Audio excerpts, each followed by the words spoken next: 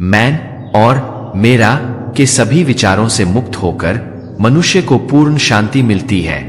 इंसान जब मैं और मेरा के सब सोच से मुक्त हो जाता है तो उसे संपूर्ण शांति मिलती है।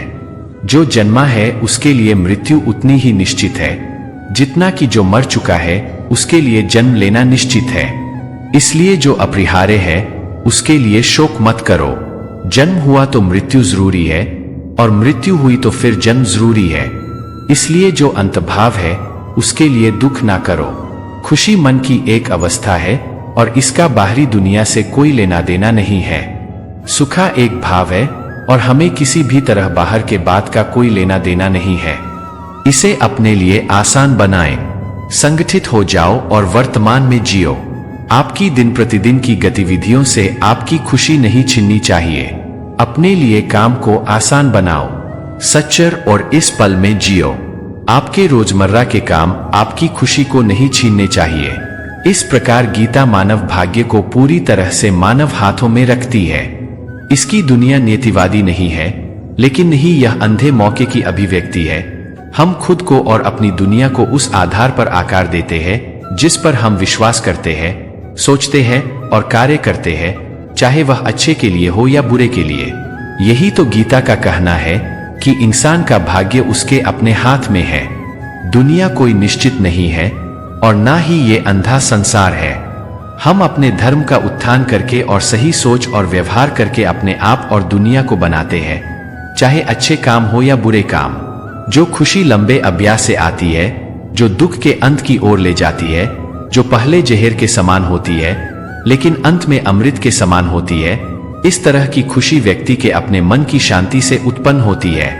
ये खुशी जो लंबा अभ्यास से आती है, जो द्वैत का नाश कर देती है, जो पहले विष जैसी लगती है लेकिन बाद में अमृत जैसी लगती है, ये खुशी अपने मन के शांति से होती है। आत्मज्ञान आपके मन के द्वंद्वों के सभी कार्यों को राख कर देता है और आपको आंतरिक शांति प्रदान करता है। आत्मज्ञान अपने मन में द्वंद्ववास के सभी कर्मों को भस्म कर देता है और आपको आंतरिक शांति देता है। खुशी की कुंजी इच्छाओं में कमी है। सुखा की चाबी इच्छाओं के काम करने में है। एक व्यक्ति अपने मन के प्रयासों से ऊपर उठ सकता है या स्वयं को उसी प्रकार नीचे खींच लेता है, क्योंकि प्रत्येक व्यक्ति अपना मित्र या शत्रु स्वयं है। इंसान अपने आदमी की मेहनत से उधर जा सकता है या नीचे खींच सकता है एक ही तरह से, क्योंकि हर एक इंसान अपने खुद का दोस्त या दुश्मन है। मनुष्य अपने विश्वासों से बनता है। जैसा वह विश्वास करता है वैसा ही वह है। इंसान अपने विश्वास से बनता है। जैसा वो विश्वास करता है वैसा ही वो होता है। भौतिक जगत में सभी सुखों की शुरुआत और अंत है, लेकिन कृष्ण में सुख असीमित है और इसका कोई अंत नहीं है। सारे भोग जो दृश्य जगत में मिलते हैं उनके और तो शुरुआत और अंत होता है, लेकिन कृष्ण में जो भोग मिलता है वह अनंत है और उसका कोई अंत नहीं है। करता है। मन जहां भी भटकता है, बेचैन होता है और बाहर संतुष्टि की तलाश में फैलता है, उसे भीतर ले चलो। इसे स्वयं में आराम करने के लिए प्रशिक्षित करें। जहां भी मन भटक रहा हो, बेचैन और भेद में, अपने से बाहर की खुशी के तारीख में, उसको अंदर ले जाओ। उसको आत्मा में रहने के लिए तैयार करो। इस आत्मविनाशकारी नरक के 3 द्वार है: वासना, क्रोध और लालच। इन तीनों का त्याग करें। ये स्वात्विशेषकारी नरक के 3 दरवाजे हैं: काम, क्रोध और लोभ। इन तीनों को त्याग दो। स्वार्थी कार्यों से बचना एक प्रकार का त्याग है जिसे संन्यास कहा जाता है। कर्म के फल का त्याग करना एक और उपाय है जिसे त्याग कहा जाता है। निष्काम कर्म एक प्रकार का त्याग है जिसको संन्यास कहते हैं। कर्म का फल त्याग करना दूसरा त्याग है जिसे त्याग कहते हैं। कुछ लोग जहां भी जाते हैं खुशियां फैलाते हैं, दूसरे जहां भी जाते हैं खुशियां पैदा करते हैं। कुछ लोग जहां भी जाते हैं खुशी मनाते हैं और दूसरे जहां भी जाते हैं खुशी मनाते हैं। जो खुशी लंबे अभ्यास से आती है, जो दुख के अंत की ओर ले जाती है, जो पहले जहर के समान होती है लेकिन अंत में अमृत के समान होती है, इस तरह की खुशी व्यक्ति के अपने मन की शांति से उत्पन्न होती है। धीरे धीरे अभ्यास करने से जो खुशी आती है, जो दुख खत्म कर देती है, जो शुरू में जहर जैसी लगती है लेकिन फिर अमृत जैसी लगती है। इस प्रकार की खुशी अपने आदमी की शांति से उठती है। भौतिक जगत में सभी सुखों की शुरुआत और अंत है, लेकिन कृष्ण में सुख असीमित है और इसका कोई अंत नहीं है। सारे सुख जो दृश्य जगत में मिलते हैं उनके प्रारंभ और अंत होता है, लेकिन कृष्ण में जो सुख मिलता है वह अनंत है और उसका कोई अंत नहीं है। संदेह करने वाले के लिए न तो यह दुनिया है, न ही परे की दुनिया और न ही खुशी। संदिग्ध लोगों के लिए ना तो ये दुनिया है, ना परलोक है और ना ही खुशी है। करुणा से मार्गदर्शित होकर सभी कार्य सावधानी से करें। सभी काम ध्यान से करो। काम के पीछे लगन होना चाहिए। हमेशा मुझे ध्यान में रखो, मुझे पूजा करो, हर काम मुझे भोग देना और तुम मुझे मिलेंगे, ये मैं वादा करता हूं, क्योंकि तुम मुझे प्यारे हो। आत्मबोध में स्थापित लोग अपनी इंद्रियों को नियंत्रित करने देने के बजाय अपनी इंद्रियों को नियंत्रित करते हैं। अपने आप पर छोड़ दिया जाए तो मन व्यक्तित्व के वही पुराने अभ्यस्त पैटर्न दोहराता रहता है। हालांकि दिमाग को प्रशिक्षित करके कोई भी आगे बढ़ना और सोचने के पुराने तरीकों को बदलना सीख सकता है। यह योग का केंद्रीय सिद्धांत है। किसी और के जीवन की नकल करके पूर्णता के साथ जीने की अपेक्षा अपने भाग्य को अपूर्ण रूप से जीना बेहतर है। अपने अपने भाग्य को अशुभ से जीना अच्छा है। किसी और के जीवन का मुखिया से जीना परीक्षा के साथ।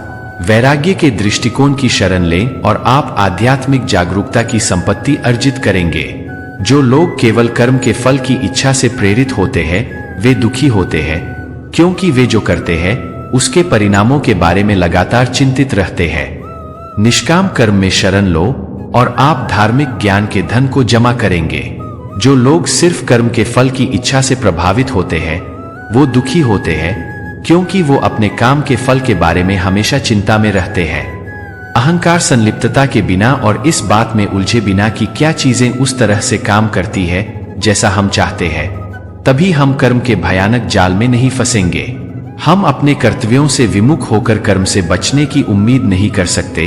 यहाँ तक कि दुनिया में जीवित रहने के लिए भी हमें कार्य करना होगा। हालांकि जब चेतना एकीकृत होती है तो सारी व्यर्थ चिंताएं पीछे छूट जाती है। चिंता का कोई कारण नहीं है, चाहे चीजें अच्छी चल रही हों या खराब। जब चेतना एकमेव होती है तो फिर सब भ्रांति भाव छोड़ देते हैं। चीज अच्छी हो या बुरी, किसी चीज का चिंता करने का कोई सबब नहीं है। इस प्रकार गीता मानव भाग्य को पूरी तरह से मानव हाथों में रखती है। इसकी दुनिया नीतिवादी नहीं है, लेकिन नहीं यह अंधे अवसर की अभिव्यक्ति है। हम खुद को और अपनी दुनिया को उस आधार पर आकार देते हैं जिस पर हम विश्वास करते हैं, सोचते हैं और कार्य करते हैं, चाहे वह अच्छे के लिए हो या बुरे के लिए। जो खुशी लंबे अभ्यास से मिलती है, जो दुख के अंत की ओर ले जाती है, जो पहले जहर के समान होती है लेकिन अंत में अमृत के समान होती है, इस तरह की खुशी व्यक्ति के अपने मन की शांति से उत्पन्न होती है। धीरे धीरे अभ्यास करने से जो सुख आता है, जो दुख खत्म कर देता है, जो शुरू में जहर जैसा लगता है लेकिन फिर अमृत जैसा लगता है, इस प्रकार का सुख अपने आदमी की शांति से उठता है। जो कोई भी अच्छा काम करता है उसका कभी भी बुरा अंत नहीं होगा, न तो यहाँ और नहीं आने वाली दुनिया में। काम, क्रोध और लोभ आत्मविनाशकारी नरक के 3 द्वार है। संदेह करने वाले के लिए न तो यह दुनिया है, न ही इससे परे की दुनिया है, न ही खुशी है। जब ध्यान में महारत हासिल हो जाती है तो मन हवा रहित स्थान में दीपक की लौ की तरह अटल रहता है। मनुष्य अपने विश्वास से बनता है। जैसा वह विश्वास करता है वैसा ही वह होता है। आत्मा न तो जन्मती है और नहीं मरती है। जो कुछ भी हुआ अच्छे के लिए हुआ। जो भी हो रहा है अच्छे के लिए हो रहा है। जो होगा अच्छे के लिए ही होगा। देखते या सुनते, छूते या सूंघते समय, खाना, घूमना या सोना, सांस लेना या बोलना, छोड़ना या पकड़ना, यहाँ तक कि आंखें खोलना या बंद करना, वे समझते हैं कि ये केवल इंद्रिय विषयों के बीच इंद्रियों की गतिविधियां हैं। परिवर्तन ब्रह्मांड का नियम है। आप एक पल में करोड़पति या कंगाल हो सकते हैं।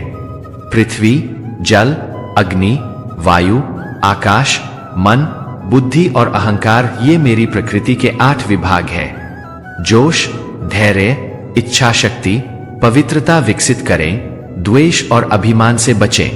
जो लोग तामसिक हैं, वे अपना सुख नींद, आलस्य और नशे से प्राप्त करते हैं। आदि और अंत दोनों में यह सुख भ्रम है। हमारे साथ जो होता है उसके लिए हम स्वयं जिम्मेदार हैं, चाहे हम समझ सकें या नहीं। इसका तात्पर्य यह है कि स्वयं को बदलकर हम अपने साथ जो होता है उसे बदल सकते हैं। हम अपना भाग्य अपने हाथों में ले सकते हैं। व्यक्ति वही है, वह बस गुणों की क्रीड़ा का अनुभव कर रहा है। जब तक वह अपने शरीर और दिमाग से पहचान रखता है, तब तक वह इस नाटक की दया पर निर्भर है। राजसिक व्यक्ति ऊर्जा से भरपूर होता है, तामसिक व्यक्ति सुस्त, उदासीन, असंवेदनशील होता है, सात्विक व्यक्ति शांत, साधन संपन्न, दयालु और निस्वार्थ। फिर भी ये तीनों हमेशा जागरूकता के किसी न किसी स्तर पर मौजूद रहते हैं और उनका अनुपात बदलता रहता है। उनका परस्पर संबंध व्यक्तित्व की गतिशीलता है। जब आपका मन द्वंद्व के भ्रम पर काबू पा लेगा, तो आप सुनी हुई बातों और सुनी हुई बातों के प्रति पवित्र उदासीनता की स्थिति प्राप्त कर लेंगे। आत्मनिपुणता के लिए संघर्ष जो प्रत्येक मनुष्य को करना होगा यदि उसे जीवन में विजयी होना है। निडर और शुद्ध रहो। आध्यात्मिक जीवन के प्रति अपने दृढ़ संकल्प या समर्पण में कभी भी डगमगाए नहीं।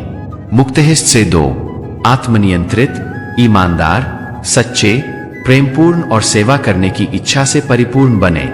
यदि वह जो करता है उसके परिणाम में भावनात्मक रूप से नहीं उलझता है, तो उसका निर्णय बेहतर होगा और उसकी दृष्टि स्पष्ट होगी।